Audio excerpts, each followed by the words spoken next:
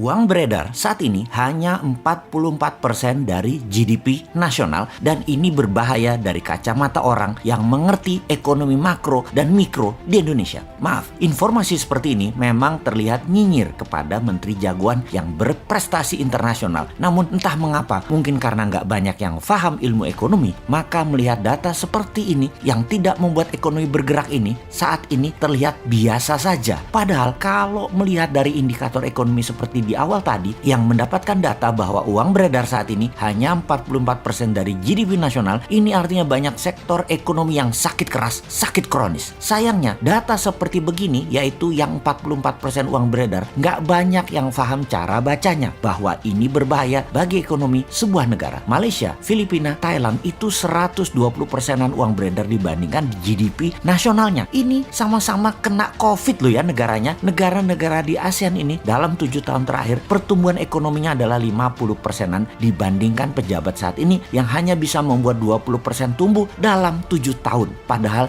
niat dan janji sucinya dulu 50%-an tumbuhnya dalam 7 tahun karena setiap tahun katanya ekonomi harus tumbuh 7%. Dan kalau semua itu tercapai tumbuhnya 50%-an. Ini harusnya ya 50%-an dalam 7 tahun. Ternyata tidak tercapai, hanya 20%. Dan untuk menutupi kegagalan tersebut, maka strategi yang dilakukan oleh yang katanya jago ekonomi dan keuangan negara tersebut yaitu menggunakan FDI, Foreign Direct Investment. Oke, bolehlah strateginya. Sekedar mengingatkan di mana nanti para Newmind kalau berkuasa beda strateginya. Pakai DDI, Domestic Direct Investment. Pakai kekuatan kita sendiri dalam negeri, anak bangsa. Saat ini oleh Oldmind, anak bangsa kekuatan sendiri tidak dipercaya. Bahkan 4L sering mengatakan Indonesia belum mampu, jadi perlu orang Tiongkok. Heran ya, kok anak bangsa diejek tapi oleh fansnya nggak ada yang mencela atau yang kecewa. Oh lupa, punya pasukan buzzer yang selalu meluruskan hal yang bengkok dengan narasi. Bener deh, sangat jelas kalau strategi sekarang adalah cinta asing. Karena itu dipilih investasi FDI. Sekali lagi, namanya juga keputusan orang populer. Semua dilakukan terlihat benar lah. Sampai suatu hari piring kalian kosong, nggak ada lauk yang bisa dimakan. Baru Anda akan percaya ada masalah bernegara ekonominya. Tapi kita ini warga negara yang baik. Kita oke, setuju FDI. Coba sekarang kita kalkulasi strategi FDI itu. Setelah kita hitung FDI dana masuk dibagi jumlah penduduk Indonesia, ternyata di Indonesia hanya dapat $100 per orang FDI-nya. Dibandingkan Singapura tahun lalu, FDI masuk ke Singapura adalah $19.000 per orangnya.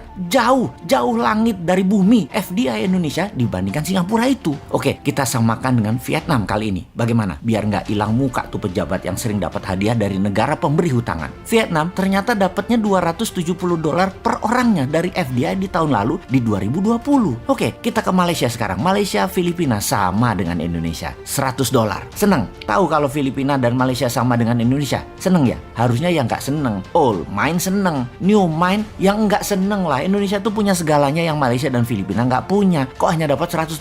Lalu apa strateginya? Ya kembali ke klasik. Karena Oldmind bisanya cuma satu, yaitu hutang lagi. Oke, mau lihat dari kacamata mana indikator ekonominya sekarang? Bagaimana kalau kita lihat dari pertumbuhan kredit? Tiap tahun harusnya kredit disalurkan itu tumbuhnya 15% dibanding tahun sebelumnya. Di mana 15% itu pasti akan menumbuhkan 7%-an ekonomi. Namun, beberapa tahun belakangan ini, kredit hanya 2-3% pertumbuhannya. Ya bagaimana ekonomi mau tumbuh 7%?